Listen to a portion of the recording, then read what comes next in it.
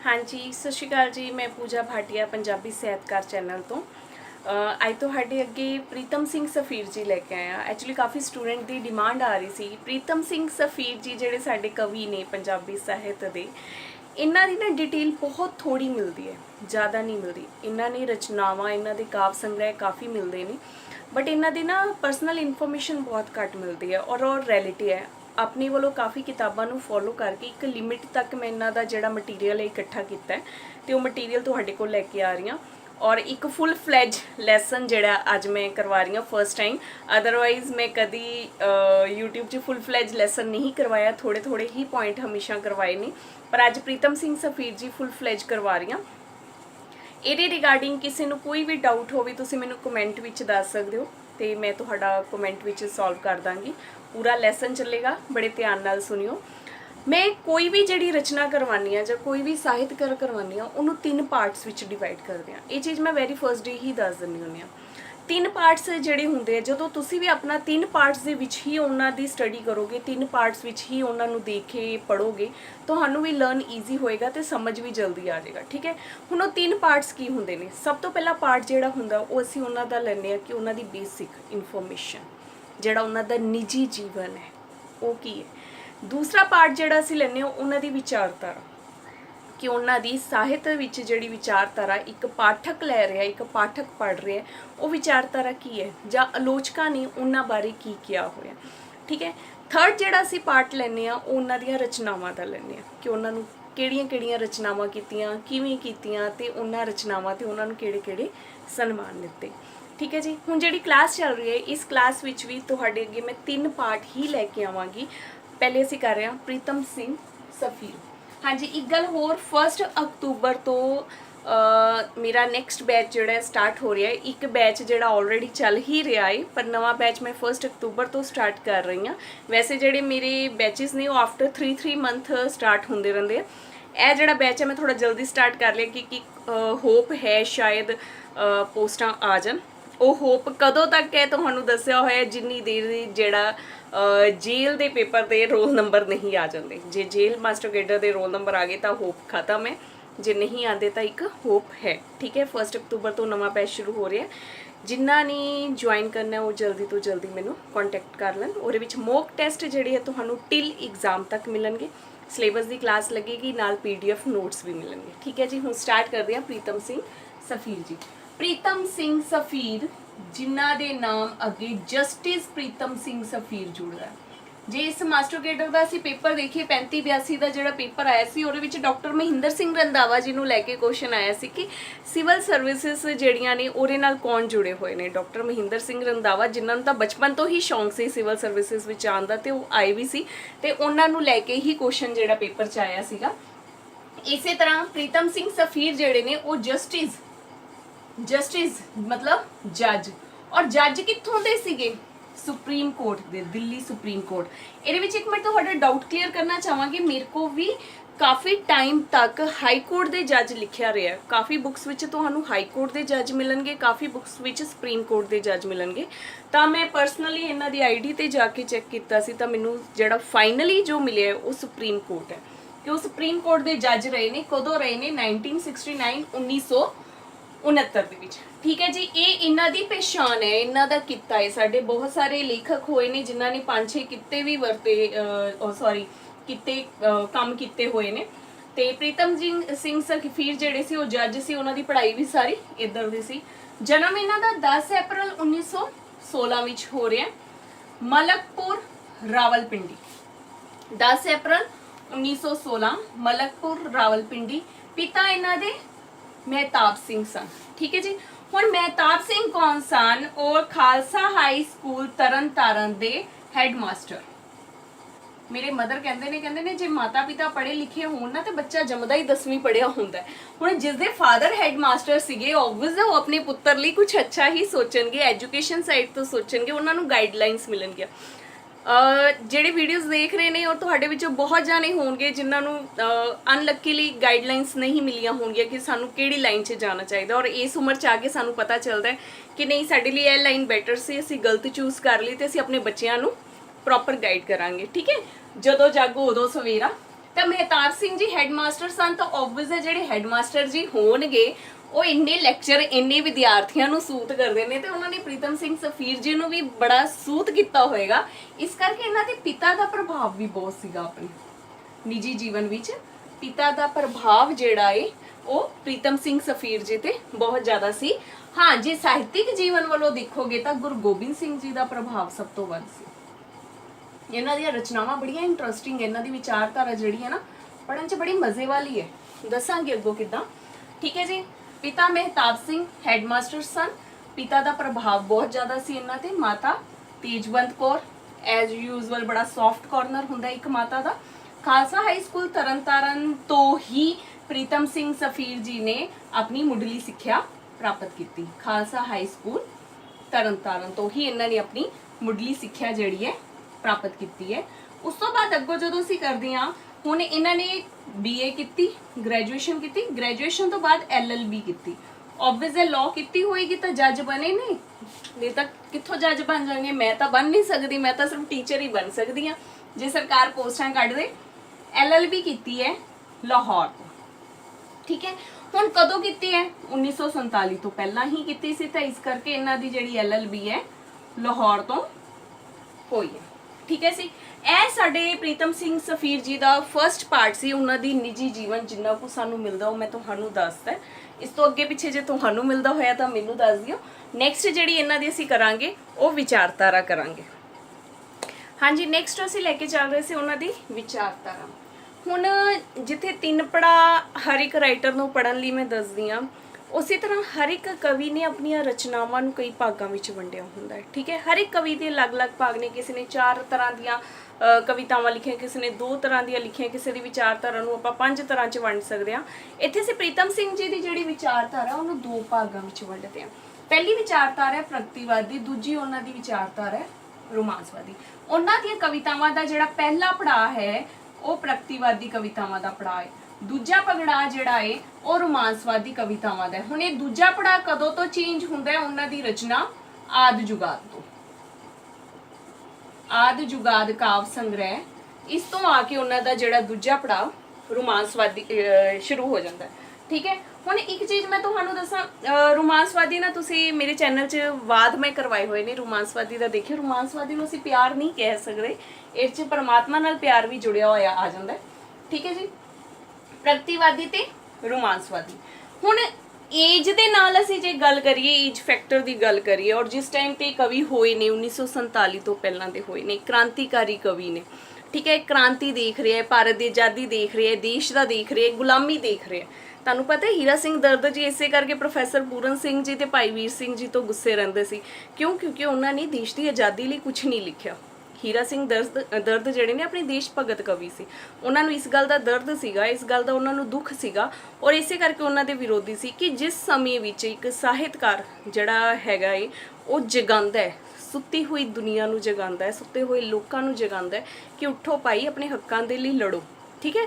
ਤੇ ਉਹੀ ਸਾਹਿਤਕਾਰ ਸੁੱਤੇ ਪਏ ਨੇ। ਕਿਉਂ? ਜਦ ਕਿ ਲੋੜ ਕਾਹਦੀ ਹੈ ਦੇਸ਼ ਦੀ ਆਜ਼ਾਦੀ ਦੇ ਲਈ। ਹੁਣ ਇਸ ਟਾਈਮ ਤੇ ਸਾਡੇ ਪੰਜਾਬ ਵਿੱਚ 2 ਮੋਰਚੇ, ਇੱਕ ਤਾਂ ਭਾਰਤ ਦੇ ਵਿੱਚ ਹੈ ਕਿਸਾਨੀ ਮੋਰਚਾ, ਤੇ ਦੂਜਾ ਜਿਹੜਾ ਸਾਡਾ ਆਪਣਾ ਬੇਰੁਜ਼ਗਾਰਾਂ ਦਾ ਮੋਰਚਾ ਚੱਲ ਰਿਹਾ। ਇਹਦੇ ਵਿੱਚ ਵੀ ਸਾਹਿਤਕਾਰਾਂ ਨੂੰ ਜ਼ਰੂਰਤ ਹੈ ਉੱਠਣ। ਕਾਫੀ ਸਾਹਿਤਕਾਰ ਉੱਠੇ ਵੀ ਹੋਏ ਨੇ। ਹੁਣ ਕਿਸਾਨੀ ਲਈ 1907 ਵਿੱਚ ਪਹਿਲਾ ਮੋਰਚਾ ਲੱਗਾ ਸੀਗਾ, ਅਜੀਤ ਸਿੰਘ ਜੀ ਦੇ ਸੀਗੇ ਪਗੜੀ ਸੰਭਾਲ ਜੱਟਾ, ਉਹਦੇ ਨਾਲ ਰਿਲੇਟਡ 1907 ਵਿੱਚ ਪਹਿਲਾ ਕਿਸਾਨੀ ਮੋਰਚਾ ਚੱਲਿਆ ਸੀ। ਉਹਦੇ ਤੇ ਕਿੰਨੀਆਂ ਕਵਿਤਾਵਾਂ ਲਿਖੀਆਂ ਗਈਆਂ। ਹੁਣ ਜਿਹੜਾ ਅੱਜ ਦਾ ਕਿਸਾਨੀ ਮੋਰਚਾ, ਇਹਦੇ ਤੇ ਵੀ ਸਾਹਿਤ ਨੂੰ ਜਿਹੜਾ ਥੋੜਾ ਉੱਠਣ ਦੀ ਜ਼ਰੂਰਤ ਹੈ, ਜਾਗਣ ਦੀ ਜ਼ਰੂਰਤ ਹੈ। ਪ੍ਰਗਤੀਵਾਦੀ, ਰੋਮਾਂਸਵਾਦੀ, ਟਾਈਮ ਉਹਨਾਂ ਦੀ ਏਜ ਦੇ ਅਕੋਰਡਿੰਗ। ਰੋਮਾਂਸਵਾਦੀ ਉਹਨਾਂ ਦਾ ਆਦਿ ਜੁਗਾਦ ਤੋਂ ਸ਼ੁਰੂ ਹੁੰਦਾ, ਮਤਲਬ ਉਸ ਟਾਈਮ ਤੇ ਉਹਨਾਂ ਨੂੰ ਆਜ਼ਾਦੀ ਮਿਲ ਚੁੱਕੀ ਹੋਈ ਸੀ, ਉਹ ਆਪਣੀ ਲਾਈਫ 'ਚ ਸੈਟਲ ਸੀਗੇ, ਜੱਜ ਸੀਗੇ, ਅੱਛੀ ਪੋਜੀਸ਼ਨ ਤੇ ਸੀ, ਤਾਂ ਓਬਵੀਅਸ ਹੈ ਮਾਈਂਡ ਵੀ ਸੈਟਲ ਸੀਗਾ, ਤਾਂ ਥੋੜਾ ਧਰਮ ਕਰਮ ਹੋਰ ਚੀਜ਼ਾਂ ਵੱਲ ਉਹਨਾਂ ਦਾ ਧਿਆਨ ਜਿਹੜਾ ਚਲਾ ਗਿਆ। ਹਾਂਜੀ। ਉਸ ਤੋਂ ਬਾਅਦ ਅਸੀਂ ਉਹਨਾਂ ਦੀ ਅੱਗੋਂ ਜਿਹੜੀ ਅੱਗੋਂ ਜਿਹੜੇ ਆਸਪੈਕਟ ਵਿੱਚ ਆਉਂਦੇ ਹੋ ਮੈਂ ਤੁਹਾਨੂੰ ਡਿਸਕ੍ਰਾਈਬ ਕਰਦੀ ਹਾਂ। ਇਹਨਾਂ ਨੂੰ ਨਵ ਰਹੱਸਵਾਦੀ ਕਵੀ ਵੀ ਕਿਹਾ ਜਾਂਦਾ। ਠੀਕ ਹੈ ਜੀ। ਜਸਵੰਤ ਸਿੰਘ ਨੇਕੀ ਜੀ ਨੂੰ ਵੀ ਨਵ ਰਹੱਸਵਾਦੀ ਕਵੀ ਕਿਹਾ ਜਾਂਦਾ। ਉਧਰੋਂ ਦੀ ਰਹੱਸਵਾਦੀ, ਬੌਧਿਕ ਰਹੱਸਵਾਦੀ ਕਵੀ ਵੀ ਕਿਹਾ ਜਾਂਦਾ। ਠੀਕ ਹੈ। ਕੌਮੀ ਕੌਮਾਂਤਰੀ ਝਲਕ, ਕੌਮੀ ਕੌਮਾਂਤਰੀ ਝਲਕ ਆਪਣੇ ਦੇਸ਼ ਨੂੰ ਲੈ ਕੇ, ਉਹਦੇ ਬਾਰੇ ਜਿਹੜਾ ਆਜ਼ਾਦੀ ਆ ਉਹਦੇ ਬਾਰੇ ਲੈ ਕੇ ਜਿਹੜੀ ਇਹਨਾਂ ਦੀਆਂ ਰਚਨਾਵਾਂ ਵਿੱਚੋਂ ਝਲਕ ਮਿਲਦੀ ਹੈ। ਮਾਨਵਵਾਦੀ ਸੰਕਲਪ ਮਿਲਦਾ ਜਦ ਅਸੀਂ ਗੁਲਾਮੀ ਦੇਖ ਰਹੇ ਹਾਂ, ਅਸੀਂ ਸਾਰੇ ਗੁਲਾਮ ਹੋਏ ਪਏ ਹਾਂ, ਸਾਡੇ ਹਾਲਾਤ ਇੰਨੇ ਮਾੜੇ ਹੋਏ ਪਏ ਆ, ਤਾਂ ਆਬਵੀਅਸ ਹੈ ਅਸੀਂ ਮਾਨਵਵਾਦੀ ਸੰਕਲਪ ਦੇਖਾਂਗੇ। ਬੁੱਧੀ ਤੱਤ ਸੀਗਾ ਇਹਨਾਂ ਦੀਆਂ ਕਵਿਤਾਵਾਂ 'ਚ, ਆਬਵੀਅਸ ਹੈ ਬੁੱਧੀ ਤੱਤ ਹੋਏਗਾ ਬਈ, ਅਗਲਾ ਬੰਦਾ ਜਸਟਿਸ ਹੈ, ਜਸਟਿਸ ਜੱਜ ਹੈ, ਤਾਂ ਉਹਦੇ 'ਚ ਬੁੱਧੀ ਤੱਤ ਨਹੀਂ ਹੋਏਗਾ ਤਾਂ ਕੀ ਮੇਰੇ ਵਰਗੇ ਵਿੱਚ ਹੋਏਗਾ? ਬੁੱਧੀ ਤੱਤ ਹੈ। ਇਤਿਹਾਸਿਕ ਤੇ ਮਿਥਿਹਾਸਿਕ ਹਵਾਲੇ, ਜਿੱਥੇ ਹਵਾਲੇ ਆ ਜਾਂਦਾ ਇਹ ਮਤਲਬ ਕੀ ਹੁੰਦਾ ਕਿ ਇਤਿਹਾਸ ਤੇ ਮਿਥਿਹਾਸ ਦੀਆਂ ਘਟਨਾਵਾਂ ਨੂੰ ਅੱਜ ਦੀਆਂ ਘਟਨਾਵਾਂ ਦੇ ਨਾਲ ਜੋੜ ਕੇ ਪੇਸ਼ ਕਰਨਾ। ਅਧਿਆਤਮਕ ਇਹਨਾਂ ਵਿੱਚ ਸੀਗੀ, ਜਦੋਂ ਇੱਕ ਇਤਿਹਾਸ ਕਿਉਂਕਿ ਮਿਥਿਹਾਸ ਵਿੱਚ ਥੋੜੀ ਬਹੁਤ ਅਧਿਆਤਮਕਤਾ ਆ ਜਾਂਦੀ ਹੈ, ਤਾਂ ਅਧਿਆਤਮਕਤਾ ਆ ਜਾਂਦੀ ਹੈ। ਉਸ ਤੋਂ ਬਾਅਦ ਗੁਰੂ ਗੋਬਿੰਦ ਸਿੰਘ ਜੀ ਦਾ ਇਹਨਾਂ ਤੇ ਕਾਫੀ ਪ੍ਰਭਾਵ ਸੀਗਾ, ਗੁਰੂ ਗੋਬਿੰਦ ਸਿੰਘ ਜੀ ਦਾ। ਹੁਣ ਇਹਨਾਂ ਦਾ ਇੱਕ ਜਿਹੜਾ ਮੇਨ ਗੁਣ, ਔਰ ਮੈਨੂੰ ਜਿੱਥੋਂ ਤੱਕ ਲੱਗਦਾ ਹੈ ਕਿ ਐਗਜ਼ਾਮ ਦੇ ਪੁਆਇੰਟ ਆਫ ਵਿਊ ਤੋਂ ਇਹ ਬੜਾ ਇੰਪੋਰਟੈਂਟ ਪੁਆਇੰਟ ਹੈ, ਕਿਉਂਕਿ ਹਰ ਇੱਕ ਜਿਹੜਾ ਰਾਈਟਰ ਹੈ ਉਹਦੇ ਨਾਲ ਕੁਛ ਨਾ ਕੁਛ ਨਵਾਂ ਜੁੜਿਆ ਹੁੰਦਾ, ਉਹਦੀ ਪਹਿਚਾਣ ਕਿਤੇ ਨਾ ਕਿਤੇ ਆਉਂਦੀ ਹੈ। ਜੋ ਕੁਝ ਕਹਿੰਦਾ ਹੈ ਵਧੇਰੇ ਅਣਕਿਹਾ ਹੈ, ਮਗਰ ਜੋ ਵੀ ਕਹਿ ਰਹੇ ਆ ਨਾ ਉਹ ਪੂਰਾ ਫੁੱਲ ਫਲੇਜ ਮੀਨਿੰਗ ਨਹੀਂ ਬਾਹਰ ਕੱਢ ਰਹੇ, ਉਹ ਕੁਛ ਨਾ ਕੁਛ ਵਿੱਚੋਂ ਦੀ ਥੋੜੀ ਜਿਹੀ ਘੁੱਕੀ ਜਿਹਨੂੰ ਕਹਿੰਦੇ ਉਹ ਛੱਡ ਜਾਂਦੇ ਕਿ ਸਾਹਮਣੇ ਵਾਲਾ ਆਪ ਹੀ ਸਮਝੇ। ਬਹੁਤ ਕੁਝ ਕਹਿ ਵੀ ਰਹੇ ਨੇ ਤੇ ਬਹੁਤ ਕੁਝ ਅਣਕਿਹਾ ਛੱਡ ਵੀ ਦਿੰਦੇ ਹੈ। ਤੇ ਇਹਨਾਂ ਉੱਤੇ ਇੱਕ ਐਸੇ ਕਵੀ ਹੈ ਜਿਨ੍ਹਾਂ ਤੇ ਅਸਪਸ਼ਟਤਾ ਦਾ ਇਲਜ਼ਾਮ ਲੱਗਦਾ ਹੈ। ਅਸਪਸ਼ਟਤਾ ਮਤਲਬ ਕਿ ਉਹਨਾਂ ਦੀ ਕਿਸੇ ਗੱਲ ਵਿੱਚ ਸਪਸ਼ਟਤਾ ਨਹੀਂ ਹੈ, ਔਰ ਉਹ ਇਲਜ਼ਾਮ ਕਿਉਂ ਲੱਗਦਾ ਹੈ? ਕਿਉਂਕਿ ਨਿੱਜੀ ਪਿਆਰ ਨੂੰ ਰਹੱਸਵਾਦੀ ਰੂਪ ਦੇਣ ਦੀ ਕੋਸ਼ਿਸ਼ ਕੀਤੀ ਹੈ ਉਹਨਾਂ ਨੇ ਆਪਣੀਆਂ ਰਚਨਾਵਾਂ ਵਿੱਚ। ਜਿਹੜਾ ਉਹਨਾਂ ਦਾ ਨਿੱਜੀ ਪਿਆਰ ਹੈ ਉਹਨੂੰ ਰਹੱਸਵਾਦੀ ਬਣਾਉਂਦੇ ਉਹ ਪਾਠਕਾਂ ਦੇ ਲਈ ਅਸਪਸ਼ਟਤਾ ਜਿਹੜੀ ਹੈ ਛੱਡ ਜਾਂਦੇ ਹੈ, ਜਿਸ ਕਰਕੇ ਉਹ ਜੋ ਕੁਝ ਵੀ ਕਹਿ ਰਹੇ ਹੈ ਉਹ ਕੀ ਲੱਗਦਾ ਹੈ? ਅਣਕਿਹਾ ਜਿਹਾ ਲੱਗਦਾ ਹੈ। ਠੀਕ ਹੈ। ਸੰਯੋਗ ਵਿਯੋਗ ਦੀ ਗੱਲ ਜਿਹੜੀ ਇਹਨਾਂ ਦੀਆਂ ਰਚਨਾਵਾਂ ਵਿੱਚ ਹੁੰਦੀ ਹੈ, ਉਹ ਕਿਸੇ ਤਰ੍ਹਾਂ ਦਾ ਵੀ ਸੰਯੋਗ ਵਿਯੋਗ ਅਸੀਂ ਕਹਿ ਸਕਦੇ ਹਾਂ। ਫਿਰ ਖੁਦ ਪ੍ਰੀਤਮ ਸਫੀਰ ਜੀ ਦੇ ਸ਼ਬਦ ਹੈ, ਕਵਿਤਾ ਮਿਹਨਤ ਦੀ ਉਪਜ ਨਹੀਂ, ਮਤਲਬ ਮਿਹਨਤ ਦੇ ਨਾਲ ਨਹੀਂ ਕਿ ਤੁਸੀਂ ਬੈਠੇ ਹੋ ਲਿਖੀ ਜਾਓ, ਮਿਹਨਤ ਦੀ ਉਪਜ ਨਹੀਂ, ਸਗੋਂ ਇਸ ਵਿੱਚ ਇਲਹਾਮ ਦਾ ਅੰਸ਼ ਹੈ। ਇਲਹਾਮ ਸ਼ਬਦ ਦਾ ਅਰਥ ਤੁਹਾਡੀ ਡਿਊਟੀ ਹੈ ਮੈਨੂੰ ਦੱਸਣਾ ਕਿ ਇਲਹਾਮ ਸ਼ਬਦ ਦਾ ਅਰਥ ਕੀ ਹੈ। ਇਸ ਵਿੱਚ ਇਲਹਾਮ ਦਾ ਅੰਸ਼ ਹੈ।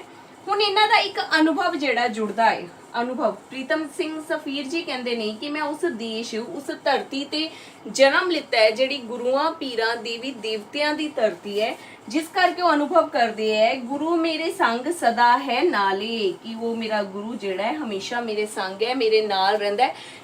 ਕਿਵੇਂ ਨਾਲ ਰਹਿ ਰਿਹਾ ਹੈ? ਕਿ ਜਿਸ ਧਰਤੀ ਤੇ ਉਹਨਾਂ ਦਾ ਜਨਮ ਹੋਇਆ ਹੈ, ਜਿਸ ਧਰਤੀ ਜਿਹੜੀ ਧਰਤੀ ਉਹਨਾਂ ਦੀ ਕਰਮ ਭੂਮੀ ਰਹੀ ਹੈ, ਜਿਹੜੀ ਧਰਤੀ ਤੇ ਉਹ ਵਿਚਰੇ ਨੇ, ਲੋਕਾਂ ਦੀ ਭਲਾਈ ਕੀਤੀ ਹੈ, ਜਿਸ ਧਰਤੀ ਤੇ ਉਹਨਾਂ ਨੇ ਆਪਣੀ ਬਾਣੀ ਰਚਨਾ ਕੀਤੀ ਹੈ, ਉਸੇ ਧਰਤੀ ਤੇ ਪ੍ਰੀਤਮ ਸਿੰਘ ਸਫੀਰ ਜੀ ਵੀ ਰਹਿ ਰਹੇ ਹੈ, ਉਸੇ ਧਰਤੀ ਤੇ ਪ੍ਰੀਤਮ ਸਿੰਘ ਸਫੀਰ ਜੀ ਦਾ ਵੀ ਜਨਮ ਹੋਇਆ। ਠੀਕ ਹੈ। ਇਹ ਸੀ ਉਹਨਾਂ ਦੀਆਂ ਵਿਚਾਰਤਾਵਾਂ। ਔਰ ਜਿਹੜਾ ਮੇਨ ਇੰਪੋਰਟੈਂਟ ਹੈ ਪੁਆਇੰਟ, ਇੱਕ ਤਾਂ ਇਹ ਕਿ ਉਹਨਾਂ ਦੀ ਰਚਨਾ ਨੂੰ ਅਸੀਂ ਦੋ ਪਾਰਟਸ ਵਿੱਚ ਵੰਡਦੇ ਹਾਂ, ਪ੍ਰਗਤੀਵਾਦੀ ਤੇ ਰਹੱਸਵਾਦੀ। ਪਹਿਲਾ ਪੜਾਅ ਪ੍ਰਗਤੀਵਾਦੀ, ਦੂਜਾ ਰੋਮਾਂਸਵਾਦੀ। ਦੂਜਾ ਜਿਹੜਾ ਇੰਪੋਰਟੈਂਟ ਪੁਆਇੰਟ ਮੈਨੂੰ ਲੱਗਦਾ ਹੈ ਇਹਦਾ ਐਗਜ਼ਾਮ ਦੇ ਪੁਆਇੰਟ ਆਫ ਵਿਊ ਤੋਂ, ਕਿ ਇਹਨਾਂ ਤੇ ਅਸਪਸ਼ਟਤਾ ਦਾ ਇਲਜ਼ਾਮ ਲੱਗਦਾ ਹੈ। ਔਰ ਕਿਉਂ ਲੱਗਦਾ ਹੈ? ਨਿੱਜੀ ਪਿਆਰ ਨੂੰ ਰਹੱਸਵਾਦੀ ਰੂਪ ਦੇਣ ਕਰਕੇ, ਤੇ ਇਸ ਕਰਕੇ ਇਹਨਾਂ ਨੂੰ ਕਿਹਾ ਜਾਂਦਾ ਹੈ ਜੋ ਕੁਝ ਕਹਿੰਦਾ ਹੈ ਤੇ ਬਹੁਤ ਕੁਝ ਅਣਕਿਹਾ ਵੀ ਹੈ। ਹੁਣ ਇਸ ਤੋਂ ਬਾਅਦ ਜਿਹੜਾ ਅਸੀਂ ਅੱਗੋਂ ਕਰ ਰਹੇ ਹਾਂ ਉਹ ਇਹਨਾਂ ਦੀਆਂ ਕਾਵ ਸੰਗ੍ਰਹਿ ਮੈਂ ਤੁਹਾਨੂੰ ਕਰਾਵਾਂਗੀ ਤੇ ਉਹਨਾਂ ਦੀਆਂ ਰਚਨਾਵਾਂ ਨਾਲ ਦੀ ਨਾਲ ਤੁਹਾਨੂੰ ਦੱਸਾਂਗੀ। ਇਹਨਾਂ ਦੀਆਂ ਜਿਹੜੀਆਂ ਰਚਨਾਵਾਂ, ਜਿਹੜੇ ਕਾਵ ਸੰਗ੍ਰਹਿ ਮਿਲਦੇ ਆ, ਮੈਂ ਨਾਲ ਦੀ ਨਾਲ ਰਾਈਟ ਡਾਊਨ ਕਰਦੀ ਹਾਂ ਔਰ ਉਹਨਾਂ ਦੇ ਈਅਰਸ ਵੀ ਦਿੰਦੀ ਹਾਂ। ਮੇਰੇ ਵੱਲੋਂ ਪੂਰੀ ਟਰਾਈ ਹੈ ਕਿ ਤੁਹਾਨੂੰ ਐਗਜ਼ੈਕਟ ਈਅਰ ਹੀ ਮਿਲਣ, ਜਿਹੜੇ ਕਿ ਪ੍ਰਮਾਣਿਤ ਈਅਰ ਹੈ, ਕਿਉਂਕਿ ਈਅਰ ਸਾਨੂੰ ਕਾਫੀ ਜ਼ਿਆਦਾ ਮਿਲਦੇ ਆ ਤੇ ਪ੍ਰਮਾਣਿਤ ਈਅਰ ਮਿਲਣ। ਇਹ 'ਚ ਇੱਕ ਦੋ ਮੈਂ ਪੁਆਇੰਟ ਤੁਹਾਨੂੰ ਕੁਝ ਹੋਰ ਸ਼ੇਅਰ ਕਰਨ ਲੱਗੀ। ਇਹਨਾਂ ਦਾ ਜਿਹੜਾ ਲਿਖਣ ਸਟਾਈਲ ਸੀ, ਰਾਈਟਿੰਗ ਸਟਾਈਲ ਸੀ, ਜਾਂ ਇਹਨਾਂ ਦੀ ਸ਼ੈਲੀ ਜਿਹੜੀ ਸੀ, ਉਹ ਪ੍ਰੋਫੈਸਰ ਪੂਰਨ ਸਿੰਘ ਜੀ ਨਾਲ ਮਿਲਦੀ ਸੀ। ਪ੍ਰੋਫੈਸਰ ਪੂਰਨ ਸਿੰਘ ਜੀ ਵਾਂਗ ਉਹ ਲਿਖਦੇ ਸੀ। ਛੰਦ ਮੁਕਤ ਰਚਨਾਵਾਂ, ਆਬਵੀਅਸ ਹੈ ਪ੍ਰੋਫੈਸਰ ਪੂਰਨ ਸਿੰਘ ਜੀ ਖੁਦ ਸੈਲਾਨੀ ਛੰਦ ਦੀ ਵਰਤ ਕਰਦੇ ਸੀ, ਛੰਦ ਮੁਕਤ ਰਚਨਾਵਾਂ ਲਿਖਦੇ ਸੀ। ਤਾਂ ਜੇ ਉਹਨਾਂ ਦਾ ਸਟਾਈਲ ਹੈ ਤਾਂ ਪ੍ਰੀਤਮ ਸਿੰਘ ਸਫੀਰ ਜੀ ਵੀ ਛੰਦ ਮੁਕਤ ਕਵੀ ਹੋਏ। ਇਹਨਾਂ ਦੀਆਂ ਰਚਨਾਵਾਂ, ਇਹਨਾਂ ਨੂੰ ਭਾਸ਼ਾ ਦਾ ਗਿਆਤਾ, ਪ੍ਰਵੀਨ ਗਿਆਤਾ ਵੀ ਕਿਹਾ ਜਾਂਦਾ। ਪ੍ਰਵੀਨ ਗਿਆਤਾ ਜੋ ਬਹੁਤ ਜ਼ਿਆਦਾ ਲੈਂਗੁਏਜ ਨੂੰ ਲੈ ਕੇ ਐਕਸਪਰਟ ਕਵੀ ਹੈ, ਜਿਸ ਨੂੰ ਇਹ ਪਤਾ ਕਿ ਮੈਂ ਕਿਹੜਾ ਸ਼ਬਦ ਕਿੱਥੇ ਜਾ ਕੇ ਵਰਤਣਾ। ਠੀਕ ਹੈ। ਉੱਥੇ ਅਸੀਂ ਇਹ ਵਰਡ ਯੂਜ਼ ਕਰਦੇ ਹਾਂ ਕਿ ਪ੍ਰਵੀਨ ਗਿਆਤਾ ਸਨ। ਉਰਦੂ, ਫਾਰਸੀ, ਸਾਮੀ, ਪੁਰਾਣਿਕ ਤੇ ਗੁਰਬਾਨੀ ਦੇ ਸ਼ਬਦ ਜਿਹੜੇ ਹੈ ਉਹਨਾਂ ਦੀ ਸ਼ਬਦਾਵਲੀ ਵਿੱਚ ਮਿਲਦੇ ਆ। ਠੀਕ ਹੈ ਜੀ। ਹੁਣ ਇਹਨਾਂ ਦਾ ਸਭ ਤੋਂ ਪਹਿਲਾ ਜਿਹੜਾ ਕਾਵ ਸੰਗ੍ਰਹਿ ਉਹ ਹੈ ਕੱਤਕ ਕੁੰਜਾ। ਇਹ ਆਇਆ ਸੀ 1941 ਵਿੱਚ। दूसरा पाप दे सोहले, पाप दे सोहले एक काव्य संग्रह आया सी 1943 विच। तीसरे नंबर ते है रक्त बूंदा। कुछ इंपॉर्टेंट पॉइंट्स भी मैं दसांगी, और इंपॉर्टेंट पॉइंट्स किहड़े काव्य संग्रह विचों हन ये भी तुहानूं दस्सिया जाएगा। 1946 बस नाल रो। वीडियो अच्छी लगे तो लाइक कर दिओ, सबसक्राइब भी कर दिओ। वैसे मैं अज तक क्या नहीं, फर्स्ट टाइम बोल रही हाँ। सारे जाने तुसीं आप ही बहुत प्यार दिंदे हो, पर चलो लाइक एंड सबसक्राइब भी कर दिओ, मैनूं थोड़ा हौसला हो जाएगा। राग रिश्मा 1946। ठीक है जी। हुण ए जिहड़े ने देश वंड तक दे इन्हां नूं काव्य संग्रह असीं काउंट करांगे। देश वंड तक, देश वंड तो पहलां दे, ते जिस करके ऑबवियस है इन्हां दी जिहड़ी सोचनी होएगी, विचारधारा होएगी, वो प्रगतिवादी विचारधारा होएगी। 4 आ जाते हैं। कत्तक पूंजा 1941, पाप दे सोले 1943, रक्त बूंदा 1946, राग रिश्मा 1946। इस तो बाद उन्हां दी काव्य दा दूजा पड़ाव शुरू हो रहा है, जिहड़ा कि तुहानूं मैं दस्सिया आद जुगात तो शुरू हुंदा है, 1947 तो बाद है। और वो पड़ाव किहड़ा है? रोमांसवादी, जिस च रहस्यवादी भी नाल ही आ जांदा है। वो है आद जुगात। आद जुगात 1958, गुरु गोबिंद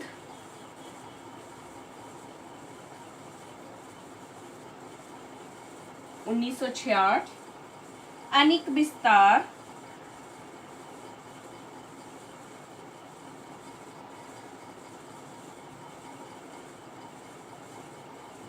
1980।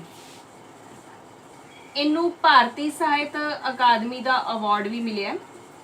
इन्हां नूं अवार्ड काफ़ी मिले हुए ने, चाहे कि पाठकां नूं जिहड़े आम पाठक से उन्हां नूं इन्हां दियां जिहड़ियां कविता बोझल लगदियां सीगियां और इंटरस्टिंग नहीं सी लगदियां, पर जिहड़े बुद्धिजीवी सी उन्हां नूं इन्हां दियां कवितावां बहुत वधिया लगदियां सी। इस करके इन्हां नूं अवार्ड भी काफ़ी मिले हुए ने। भारतीय साहित्य अकादमी अवार्ड इन्हां नूं मिलिआ है 1983 विच। आम पाठक जिहड़े आ उन्हां नूं बोझल लगणगियां इन्हां दियां रचनावां। अगम अगोचर, अगम अगोचर काव्य संग्रह इन्हां दा 81 विच। संयोग वियोग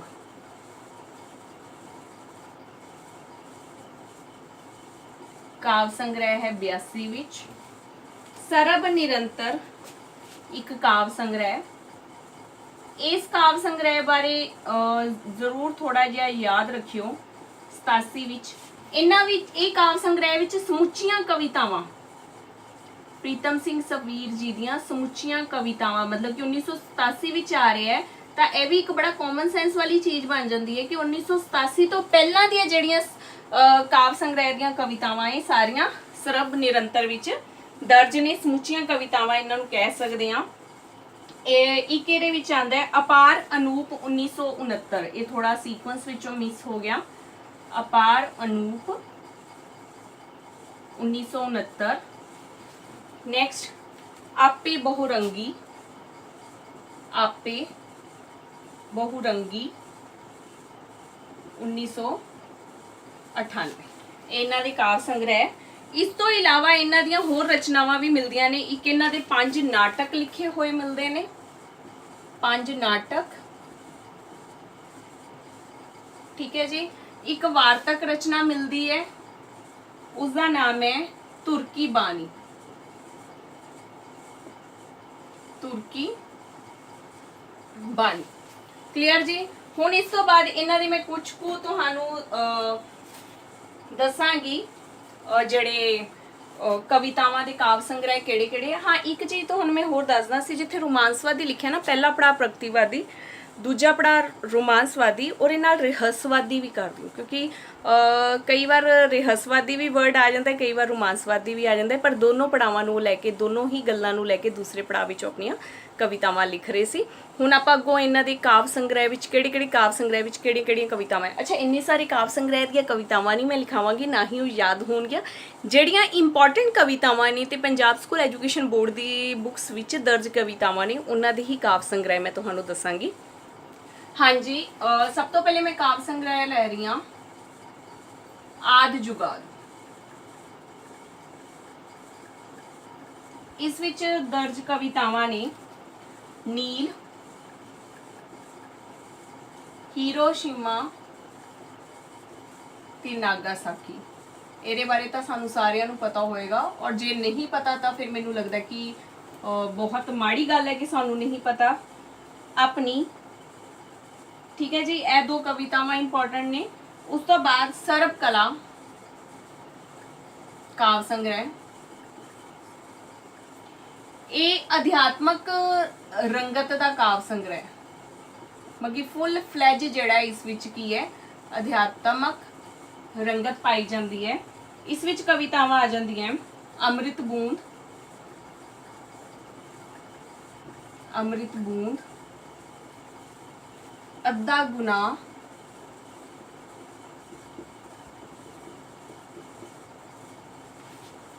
विस्माद पल,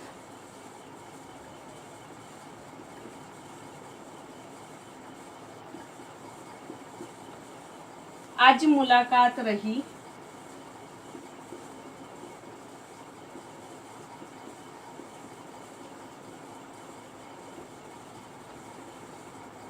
रात मेरे दरवाजियां उत्ते,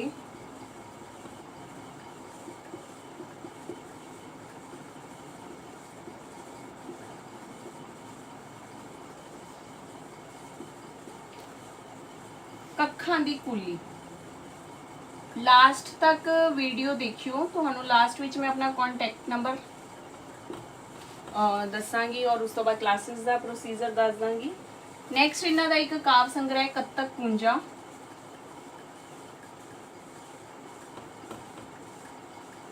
इस विच टोटल 7 कवितावां ने, पर जड़ियां इंपॉर्टेंट ने कंसुआ, हिंदुस्तान,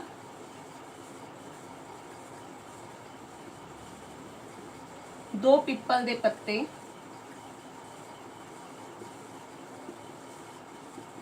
और अदरवाइज इन्हां दी इंपॉर्टेंट कविता जड़ियां है वो है किसे दे खून विचों एक काव्य संग्रह, सॉरी मैनू इहदा नहीं पता किहड़े काव्य संग्रह विचों है, किसे दे खून विचों एक कविता है मन्नो दे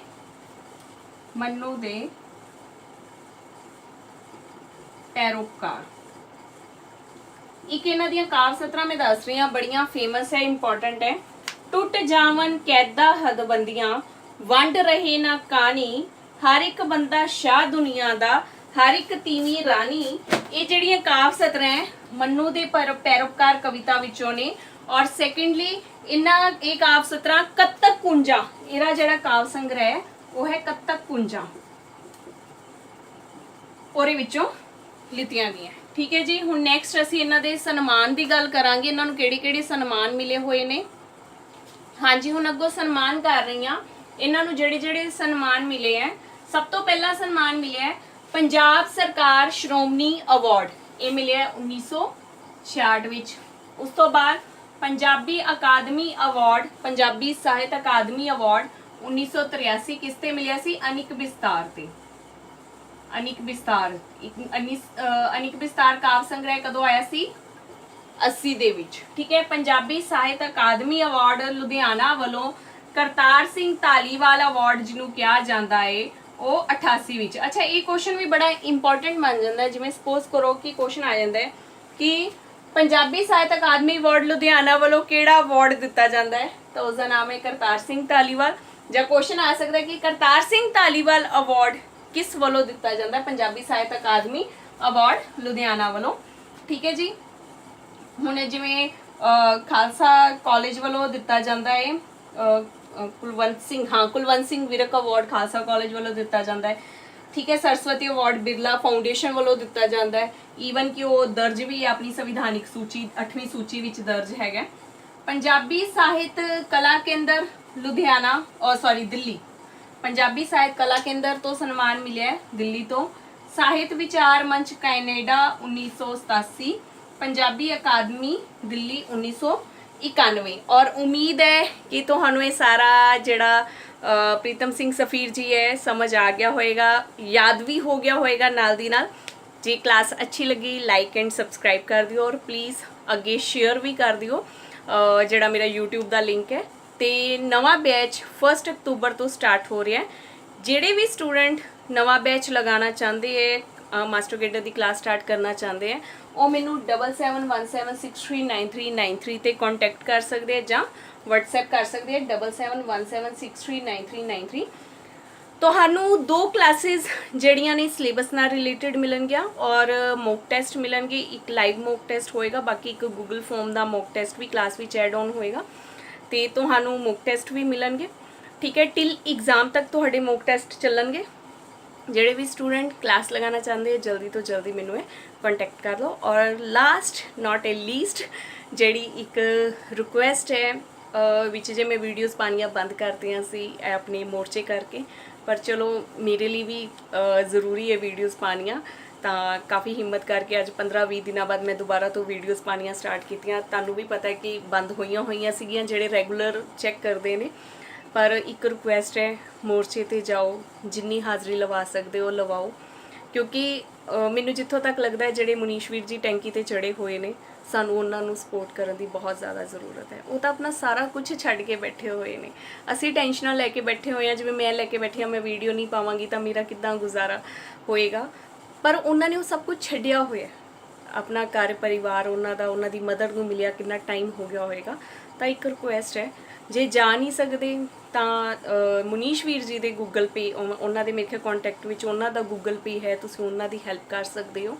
ਠੀਕ ਹੈ, ਪਰ ਕੋਸ਼ਿਸ਼ ਇਹੀ ਕਰੋ। ਹੋਰ ਮੈਨੂੰ ਲੱਗਦਾ ਕਿ 5-6 ਦਿਨਾਂ ਦਾ ਹੈ, ਉਸ ਤੋਂ ਬਾਅਦ ਜੇ ਮੋਰਚਾ ਸਾਡਾ ਪੀਕ ਤੇ ਪਹੁੰਚਿਆ ਹੋਇਆ ਹੈ, 5-6 ਦਿਨ ਅਸੀਂ ਯੂਟੀਲਾਈਜ਼ ਕਰ ਦਿੰਦੇ ਹਾਂ ਉੱਧਰ, ਤਾਂ ਮੈਨੂੰ ਜਿੱਥੋਂ ਤੱਕ ਲੱਗਦਾ ਕਿ ਇੱਕ ਉਮੀਦ ਬਣ ਜਾਏਗੀ ਤੇ ਅਸੀਂ ਵੀ ਮਨੀਸ਼ ਵੀਰ ਜੀ ਨੂੰ ਜਿਹੜਾ ਟੈਂਕੀ ਤੋਂ ਜਲਦੀ ਲਾ ਸਕਾਂਗੇ। ਇੱਕ ਰਿਕੁਐਸਟ ਹੈ, ਤਾਂ ਜ਼ਰੂਰ ਮੇਰੀ ਮੰਨ ਲਿਓ ਔਰ ਟਾਈਮ ਟੂ ਟਾਈਮ ਵੀਡੀਓਜ਼ ਦੇਖਦੇ ਰਹੀਓ। ਵੀਡੀਓਜ਼ ਮੈਂ ਤੁਹਾਨੂੰ ਹੋਰ ਵੀ ਵਿੱਚ ਅਪਲੋਡ ਕਰਦੀ ਰਹਾਂਗੀ।